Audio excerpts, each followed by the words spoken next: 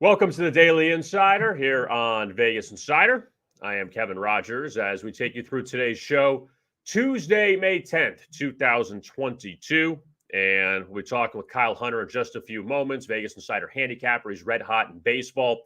Also, we'll talk about NBA playoffs with him as well. Got so much going on for Game 5s in the Stanley Cup Playoffs tonight. Each series decided 2 games apiece. We'll break down each of those coming up. Also, you have the 2 games in the NBA playoffs tonight, Heat 76ers, as well as the Mavericks and the Suns in Phoenix, and a whole lot of baseball to go over. A couple big upsets last night in baseball. So let's bring him on. We haven't talked to him in just a bit, I think since college basketball season, but we bring on Kyle Hunter. And Kyle, good to see you again. You've had a very good baseball season. We'll go over that in just a few minutes. But how have the NBA playoffs treated you so far? Yeah, I've had a pretty good year in NBA. It's been a little bit up and down in the playoffs. The regular season was good to me. I think I'm about 50-50 in the playoffs. The playoffs are so much different. You know, it's a completely different animal.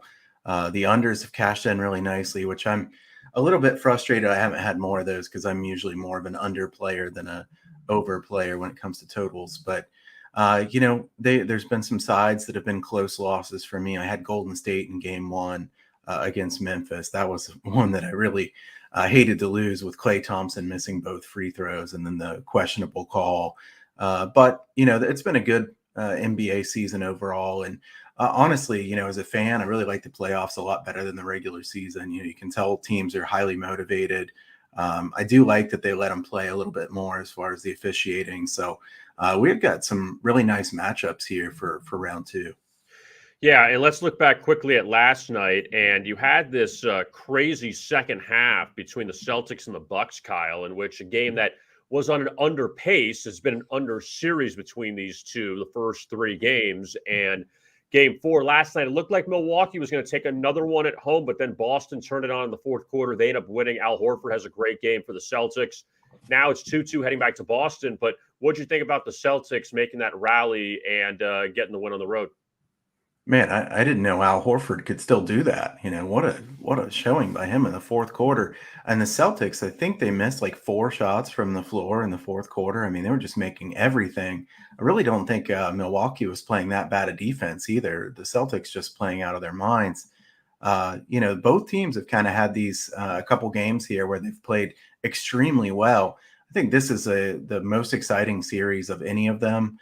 I wouldn't want to play the Celtics or the Bucks if I was any team going forward here. I think these are teams that have a real chance to win it if they can get past this series.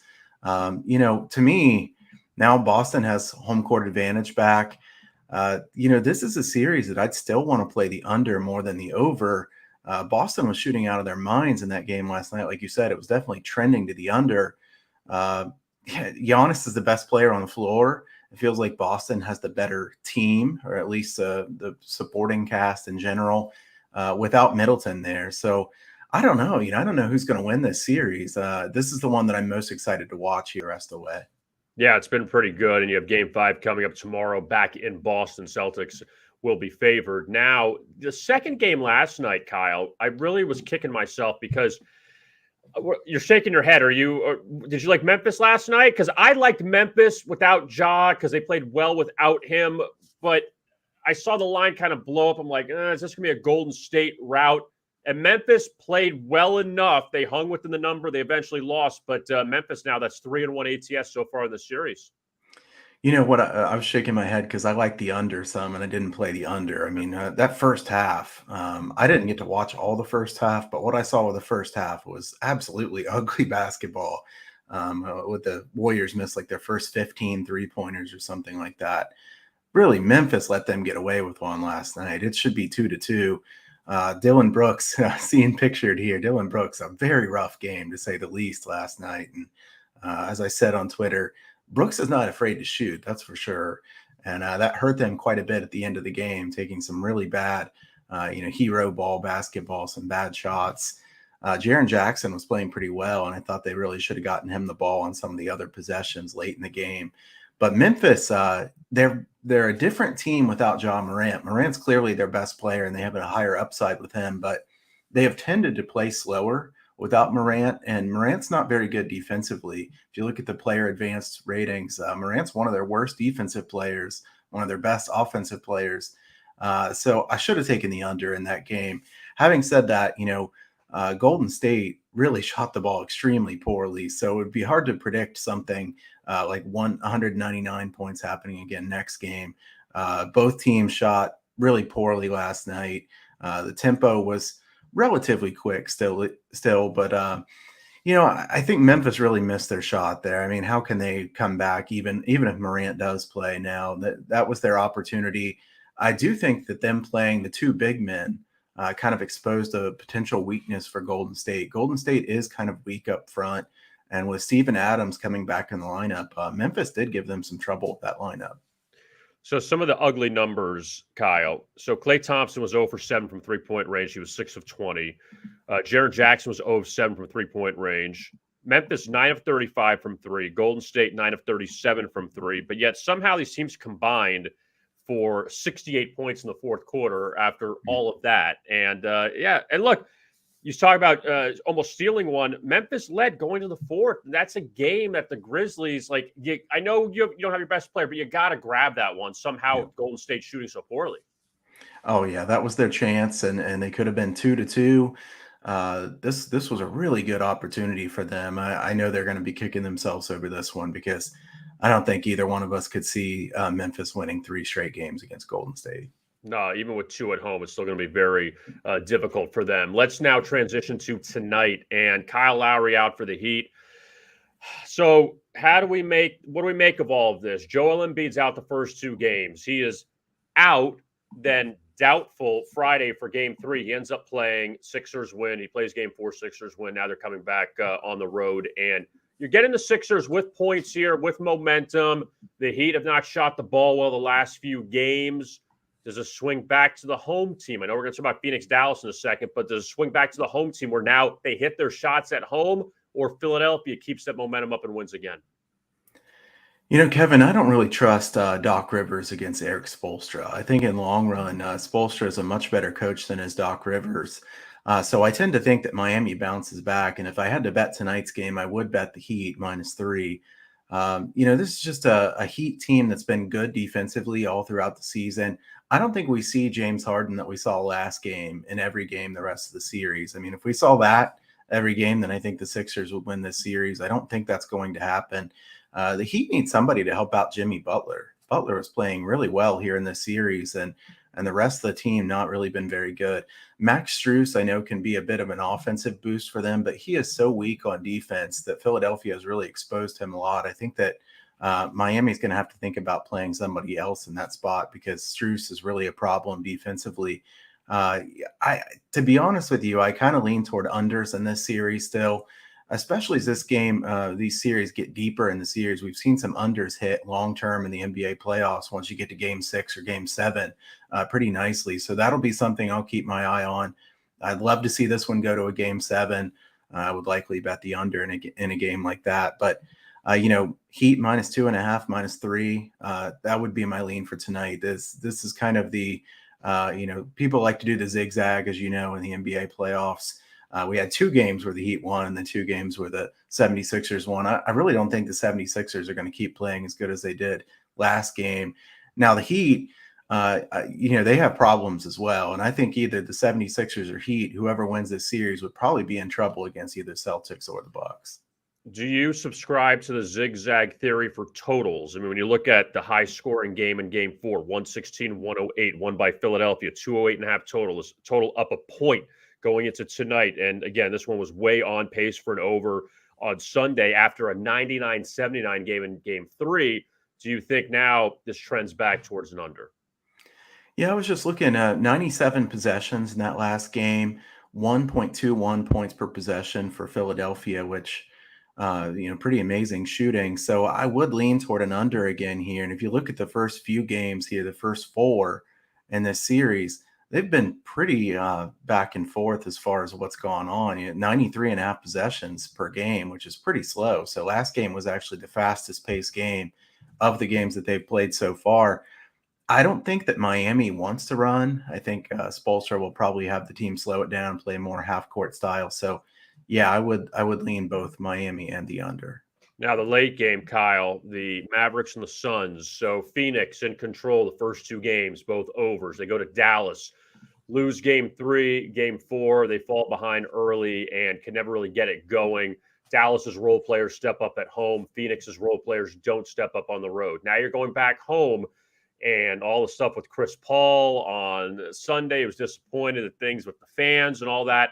That Luka is going to get his. We know that. It's about the other guys, the Dorian Finney-Smiths. Will they step up? We know Brunson's had a great postseason so far. But for Phoenix, Paul, Booker, they'll do their thing. Who else is going to step up? Do you think Phoenix bounces back here tonight? Well, Kevin, I mean, I think Phoenix wins this game, but 6.5 is a lot of points. I wouldn't be wanting to lay 6.5 points here. And I see like 70% of the bets are on Phoenix. So I'm kind of in the minority if I say I'm not excited to lay 6.5 points, but that's a lot of points. I think these teams are more even than that line would suggest. I think Phoenix is probably going to win the series, but I don't feel extremely confident in that. Like you said, Dorian Finney-Smith last game, I mean, just insane shooting. I think he made 8 threes. In some of the other games, he's made 0 threes. So who knows which Finney-Smith will show up. Bullock, I know, is a key guy for them with a kind of a 3-and-D type guy. He stays in because he's a very good defender. Sometimes he's hitting threes. Doncic is definitely going to get his, like you said. Chris Paul, the last couple games, really bad games. I don't think we'll continue to see him play so poorly. I would lean toward unders in this one too. I think that the pace being slower has really helped Dallas, and Dallas is going to try to do their best to keep this at a slower pace. The last couple games that they won, they played significantly slower than they did in the first couple games. I think they'll try to do that again. If they get behind, if you think Phoenix is going to blow them out, then maybe you don't like the under here. But I don't really want to bet the side on this one, but just kind of cautionary note that I think 6.5 is quite a few points. Now, I want to transition to baseball with you. And Kyle, you've been excellent in baseball of late. 12-2 run, over 10 units earned in this run for Major League Baseball. Now, you're based in Ohio. Are you a Reds fan? Yeah, unfortunately, yes. All right, so they've won 3 or 4. They were 3-22. They're now 6-23. I mean, it's an improvement, and obviously, Joey Votto's hurt. They trade Winker and Suarez to the Mariners. They have no pitching. Luis Castillo finally came back last night. They had no pitching for the longest time. You see it more up close than other people around the country. Is this team as bad as advertised? I think they are, yeah. I mean, Jonathan India being out hurts quite a bit too. He would, Votto and India would be their two best hitters. Both of them are out right now. I don't think the Reds are going to have some, decent time here going forward. I think that, it's short term as far as them winning. 3-22 or whatever they were, they're not likely to keep that up. I mean, in baseball, even the worst teams win a decent amount of the time. But, the problem with the Reds now is, and I faded the Reds a couple times in a row there last week, but the problem with fading the Reds now is everybody knows how bad they are, that the lines are getting just massive. Like today with Hunter Green pitching against Peralta, it's almost 200, negative 200 for Milwaukee on the road. I think that's getting awfully steep. Run line at, minus 120 or minus 125. So, I mean, the secret's kind of out that the Reds are that bad. Now, do I want to bet the Reds? I really don't. To be honest with you, Kevin, my son, who's a baseball fan, keeps wanting to change the Reds games. And I'm like, we got to find something else on TV. Let's watch the NBA playoffs. I don't want to watch the Reds games. So, no, I'm not optimistic about the Reds going forward. And I know what you just said about even the worst teams win 60 games. Can this team win 60? That sounds crazy. They've won 6. And I know you can eventually win games, but can they win 60? That sounds like a lot. I mean, probably not. I don't think they'll win 60 games. I mean, they won't keep up the pace of 3-22, but I don't think they'll win 60 games. You kind of wonder what's going to happen with Votto here the rest of the season. Votto, I feel bad for him. He was kind of left alone there with them trading everybody away. Castellanos and leaving to go to Philly. The Reds didn't even really try to sign Castellanos. Obviously, they were just trying to shed payroll. And then Winker and Suarez traded for really nobody. I mean, nobody from that trade is playing for the Reds at this point in any a large capacity. So I don't know what's going to happen with Votto. I know he started the season poorly, so he's declining from what he used to be, but he's still a good hitter. Yeah, I just think that the Reds are a team that I would either rather fade them or bet a total. I'm not going to try to be a hero and bet the Reds as a big underdog. Now, in the American League Central, Kyle, you basically have three teams right now that are going for first place. The Twins are at first, 18 and 11. They got the Astros coming up tonight. The Guardians play the White Sox. Cleveland had that wild comeback to beat Chicago last night. They're both around the 500 mark. Who do you like the most out of those three teams in the AL Central? Well, I mean, Chicago should right the ship, right? I mean, they're too good of a team to be at the winning percentage that they are right now. I would think the White Sox would get it going. I think the White Sox have some issues, especially defensively. I mean, my goodness, the amount of errors they're making. I tend to think that will likely regress a bit, and that they're probably not quite this bad on defense, but I know they're not a very good defensive team. I do think the White Sox will end up being the team to beat in the division long term. I don't know. Cleveland is kind of an up and down team. I wouldn't trust them to win a lot of games. Kansas City has a lot of weaknesses. Minnesota, is Buxton going to be healthy? I think he's really key to that team, certainly. But the White Sox, probably a team that I'd want to buy low on. Having said that, the market does know the White Sox still have a high upside. I mean, like today, Giolito against Quantrill, Giolito minus 175 or minus 180. So I don't know that the odds makers have gotten too low on the White Sox, even with them not having a very good record.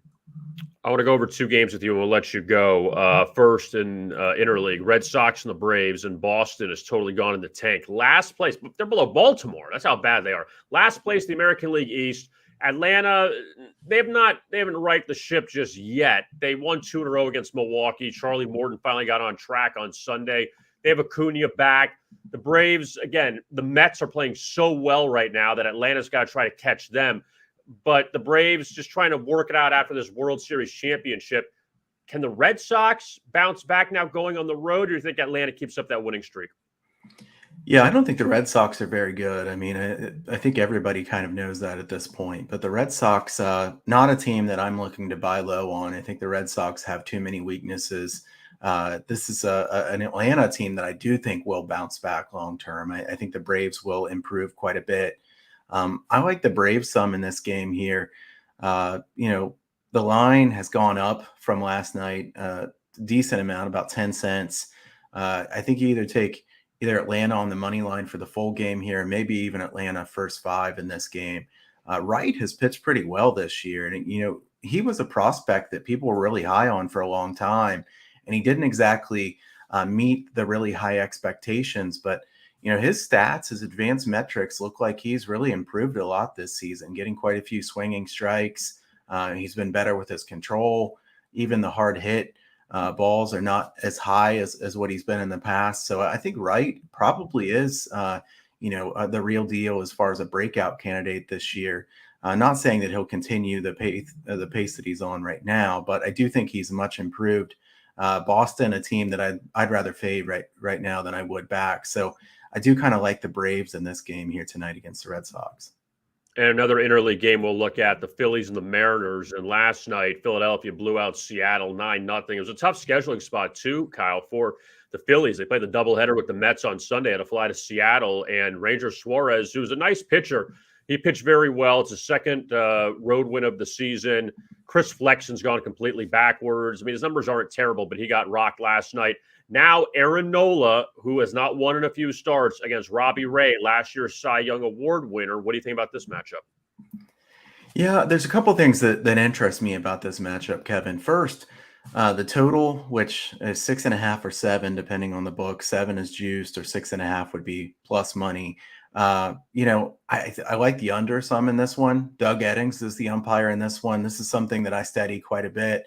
And I guess I should say too, Kevin, I haven't bet as many totals this year as I usually would bet, because I don't know what's going on with the baseball. Obviously, for a long time, it was over 60% to the under in these games in Major League Baseball. Now it's about 56% unders. Obviously, the lines have come down so much that some more of the games are going to go over when you get 6.5s or 7s constantly instead of 8 or 8.5. But Doug Eddings is the umpire in this game, and I really pay close attention to the umpires.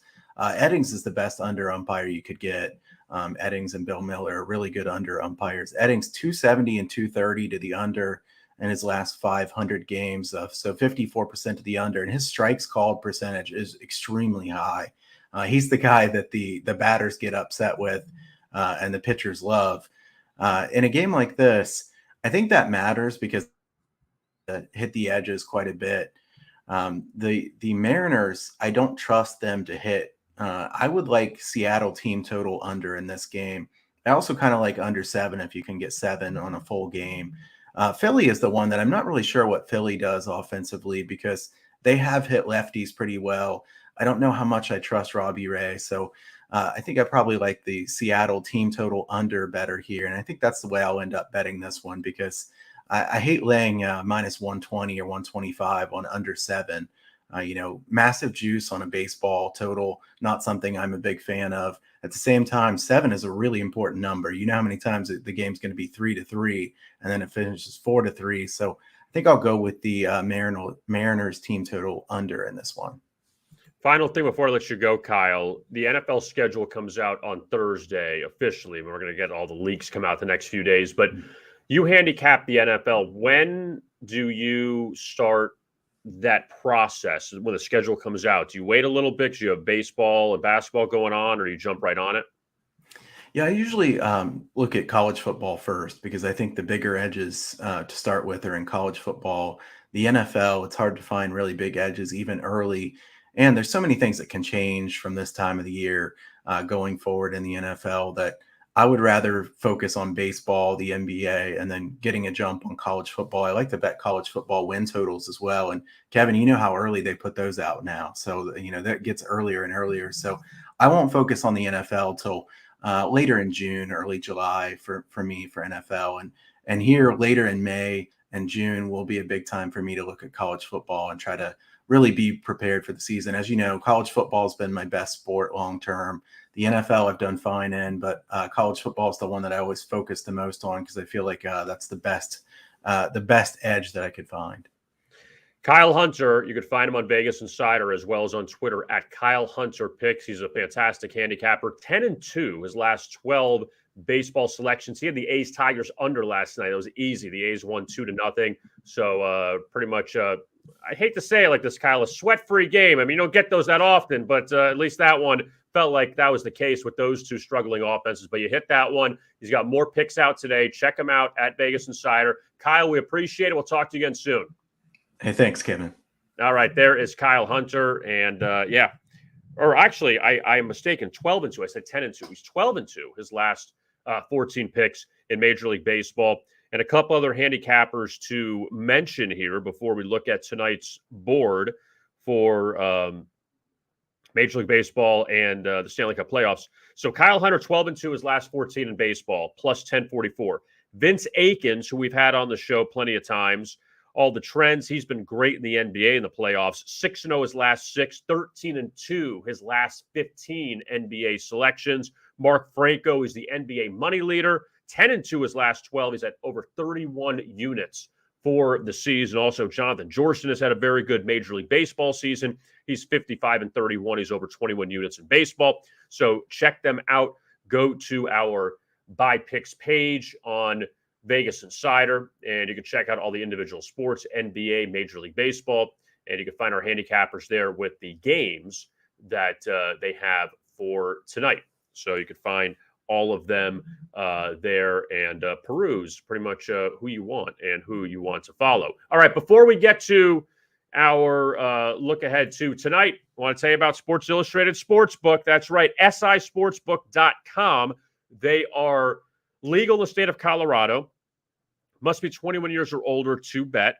Full terms and conditions apply. New users only. You can get up to $300 in free bets. Deposit with the promo code AFF300.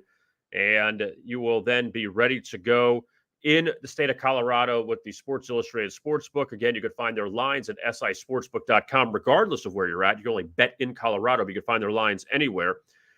in the United States or anywhere in the world, actually. But you can get this great deal. Get up to $300 in free bets for new users only. Deposit with the promo code AFF300. Again, full terms and conditions apply, and you must be 21 years or older to play. That is the Sports Illustrated Sportsbook, sisportsbook.com. All right, let's take a look now at the Stanley Cup Playoffs, and then we will transition into Major League Baseball for tonight.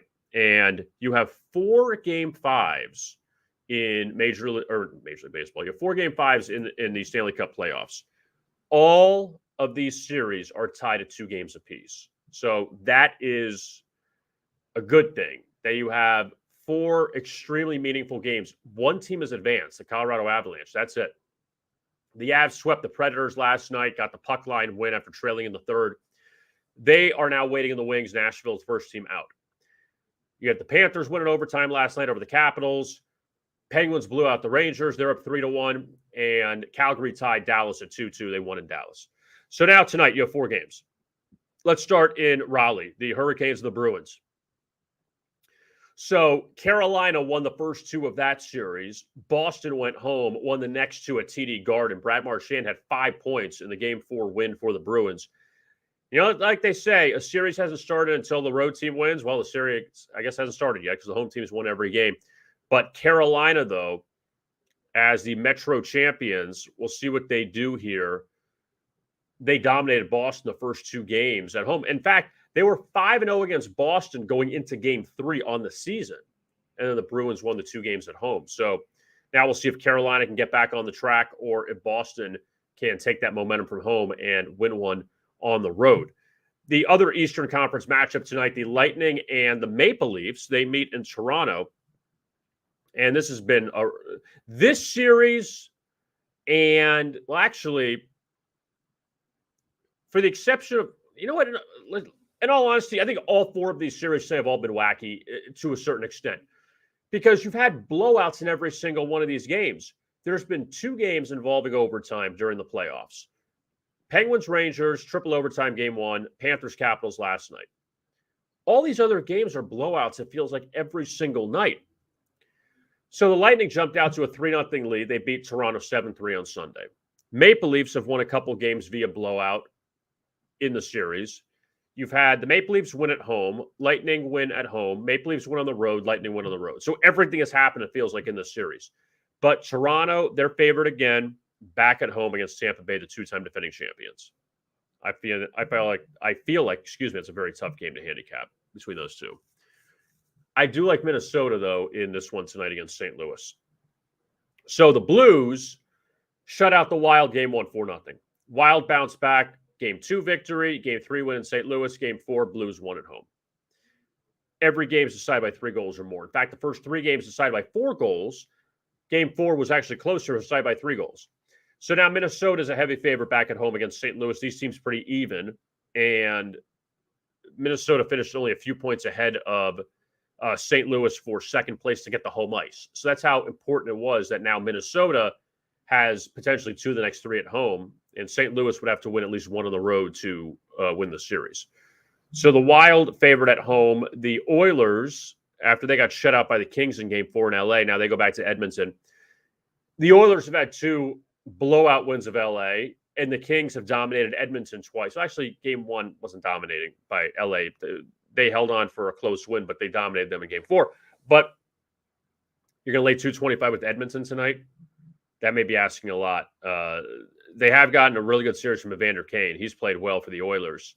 They picked him up midseason, but you need to have your big guns step up.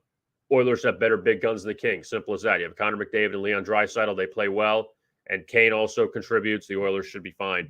But 225, the Oilers are laying tonight in Edmonton. All right, so Major League Baseball now. And the Pittsburgh Pirates, big win last night over the Dodgers. It was 16 consecutive. How about that? 16 straight wins for the Dodgers over the Pirates. And yet, Pittsburgh finally broke through last night, and they beat LA 5-1. Dodgers got their only run in the 9th inning. So good job by Pittsburgh after they lost their series to Cincinnati over the weekend. And LA, of course, is going to be another huge favorite tonight just because they're the Dodgers.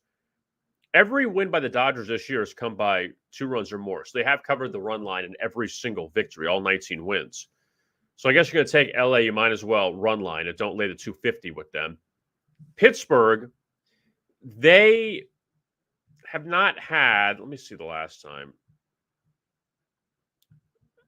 Twice this season, they've had back-to-back wins against Washington and against Chicago.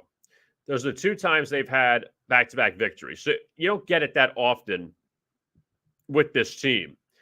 And prior to the win against LA, the Pirates were 1-5 in their last 6 home games. But again, against Milwaukee and San Diego, who are teams right there in. Well, I can't say someone's in LA's class because LA is in a class by themselves in the National League, it feels like. But those 2 teams are pretty good, though, when you look at, the likes of Milwaukee and San Diego that Pittsburgh struggled against. So for the Pirates tonight, it is Bryce Wilson, the former Atlanta Brave. He goes Tony Gonsolin for LA. And again, if you're going to take the Dodgers, you might as well just run line this thing. The Reds, they broke through last night again, now 6-23 because Luis Castillo pitched. They beat Brandon Woodruff and the Brewers.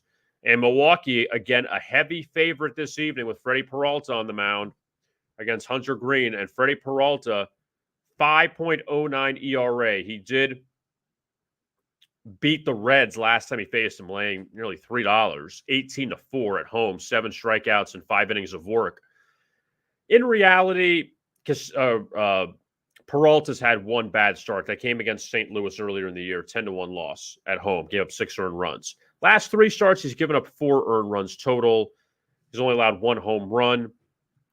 But, again, the Reds are playing with a little bit of confidence. I mean, you're 3-1 your last 4. You're going to have some confidence. The Mets and the Nationals in Washington, and the Mets, a heavy favorite, even though they haven't decided on a pitcher for tonight. The Mets are 20-10. They are looking very good right now. Patrick Corbin takes them out for Washington, and the Nationals at 10-20.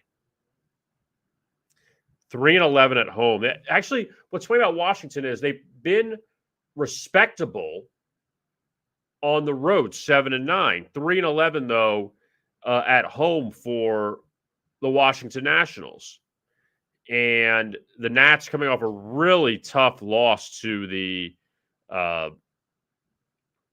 Angels on Sunday, 5-4. They were up 4-2 going to the 9th. They gave 3 runs to LA. They dropped 4 or 5 to close out that road trip in which they played well at the beginning against San Francisco, but then really did not look good in the final few games.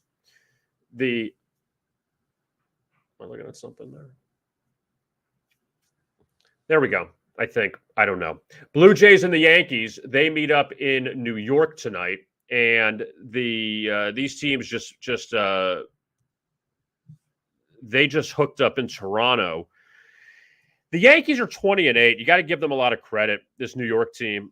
There wasn't a lot of people that probably thought the Yankees would win this division. And again, there's a long way to go. Toronto was the favorite going into this year. Tampa Bay is still, of course, hanging around. Boston's been a disaster. Baltimore, we know, is rebuilding, it feels like, for years.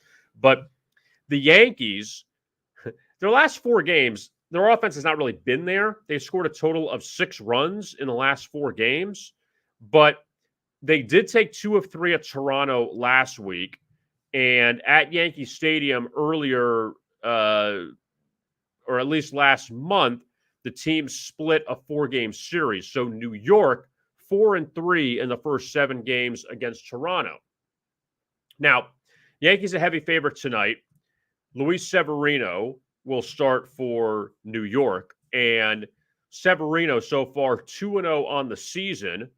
Yankees are 5-0 in his 5 starts. Has been great recently, giving up 8 runs in his last 2 outings, 11 innings pitched.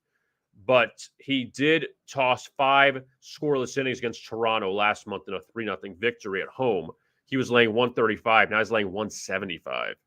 And Toronto, they had a bit of a rough weekend against Cleveland. They dropped 3 of 4. The only win came against Shane Bieber. But you have Yusei Kikuchi on the mound, the former Mariner. Finally picked up a win his last time out. It came against the Yankees 2-1. That was last week. 6 innings, 7 strikeouts.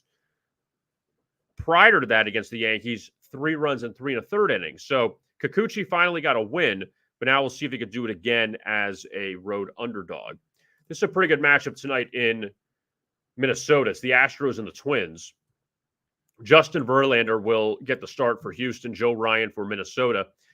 And both teams at 18 and 11, both teams surging right now. Houston off back-to-back home sweeps of Seattle and Detroit. And Houston's won 7 straight. They allowed a grand total of 8 runs during that 7-0 homestand. Pretty impressive. Now, Minnesota, after they got tripped up 2 games in Baltimore, they've won 3 straight. They swept the A's, every win by a run, and they scored a total of 7 runs the entire weekend. But you got to take the wins as they are. Now, Justin Verlander, he is back to old Justin Verlander. 3-1, 1.93 ERA, 31 strikeouts, 4 walks. Verlander beat the Mariners his last time out. He has walked 1 batter his last 4 starts, and he's been pretty dynamic in 4 or 5 starts. The only loss came where he had a no decision against Toronto, gave up 2 home runs in 6 innings. But he has been fantastic for Houston this year. The Astros pitching staff has been unbelievable of late. While Minnesota, you would have thought this would have been the Carlos Correa reunion, but as of now, it's not because Correa is still injured with a finger.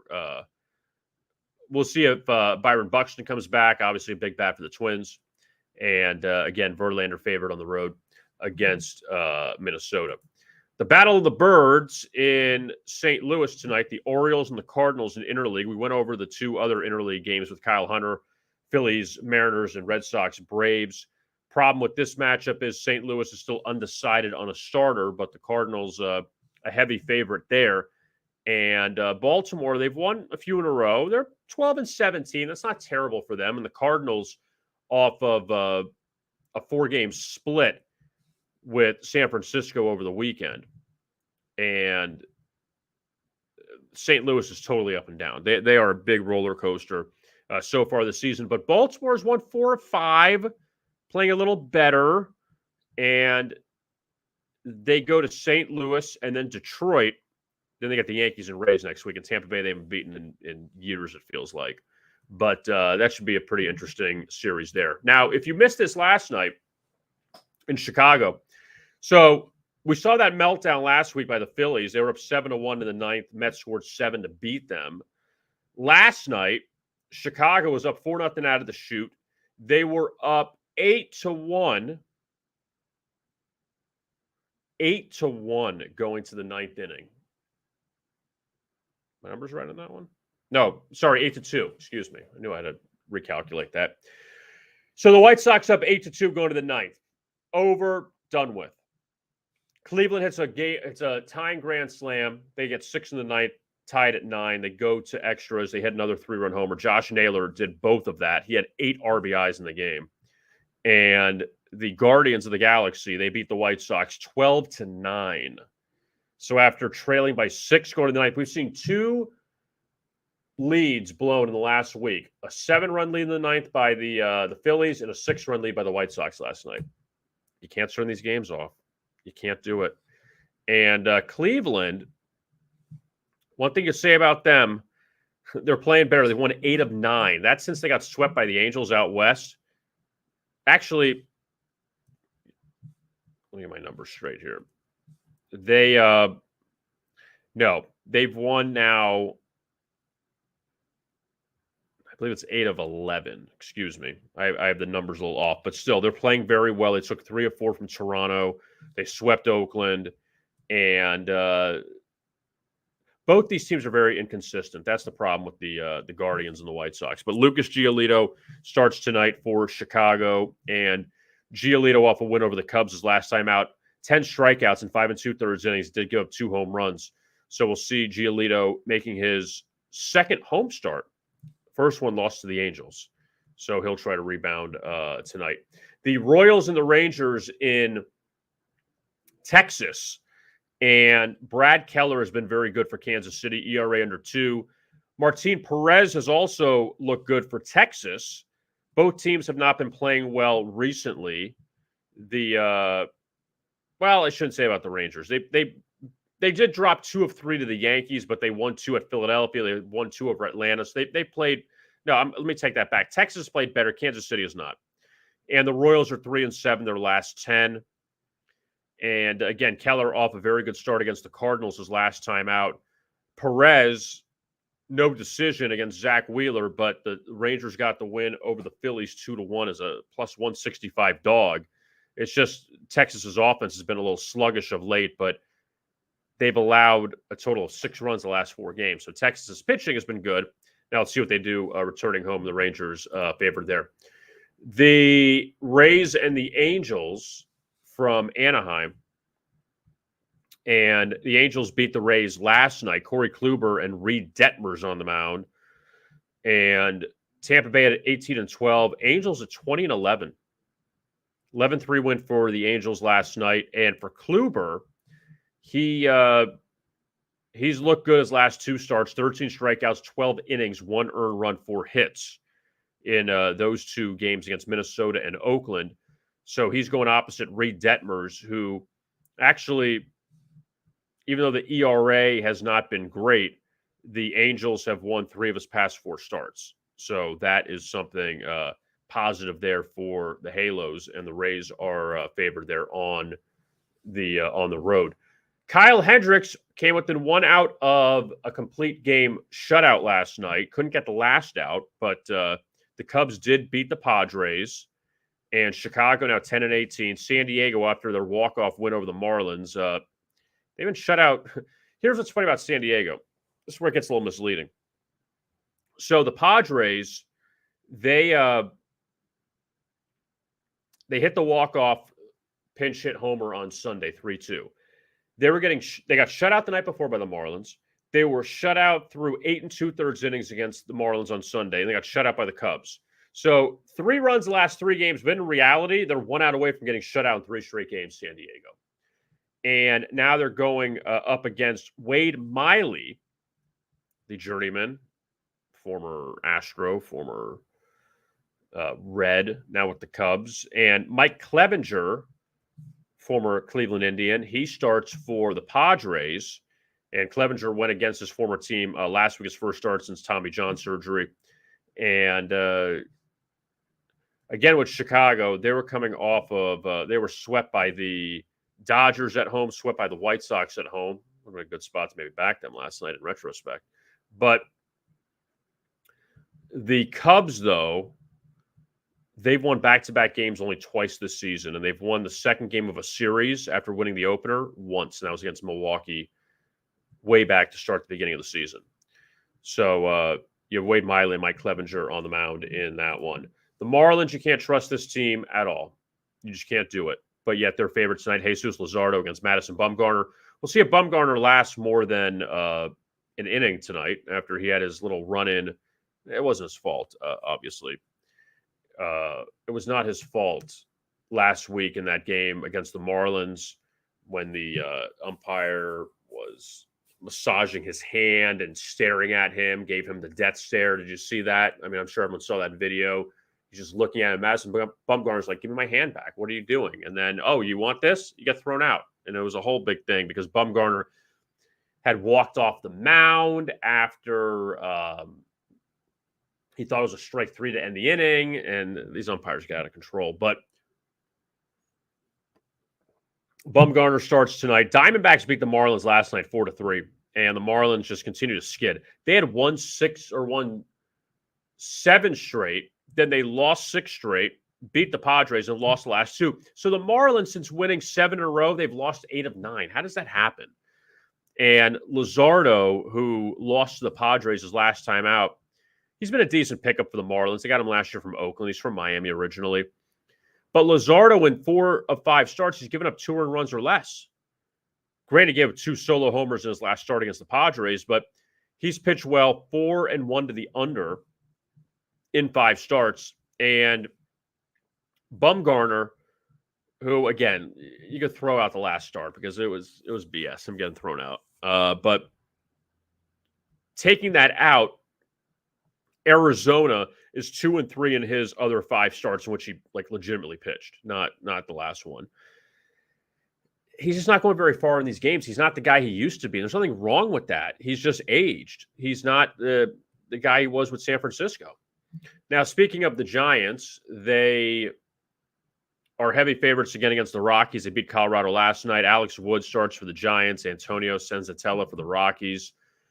San Francisco now has won 3 straight after they had a 5-game skid. Colorado has dropped back-to-back games. They hit 3 consecutive unders in Arizona. Easy over last night. 6.5, 8-5 Giants win. And a game in which San Francisco led 3-0. Colorado got 2, but then the Giants got 3 more, and San Francisco pretty much opened that one up. Alex Wood lost his last start to the Dodgers, 4.38 ERA on the season.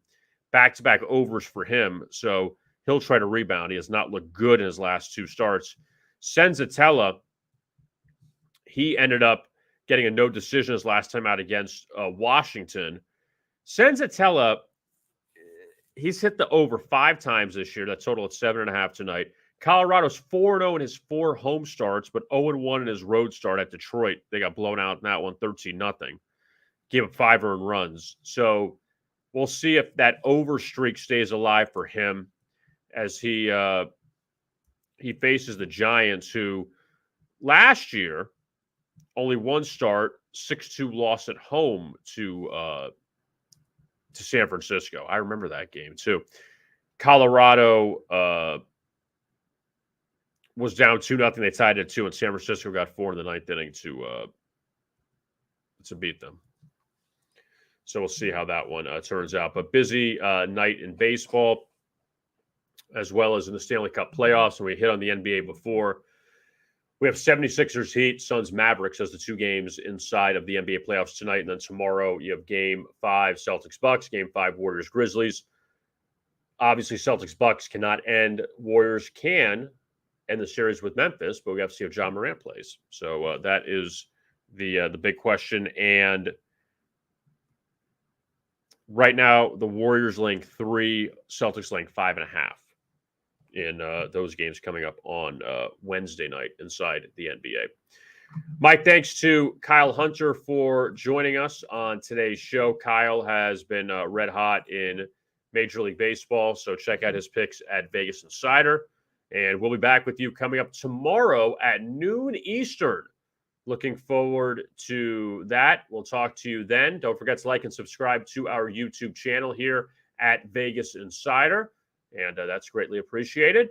I am Kevin Rogers. Thanks a lot for watching. And as always, best of luck with your bets.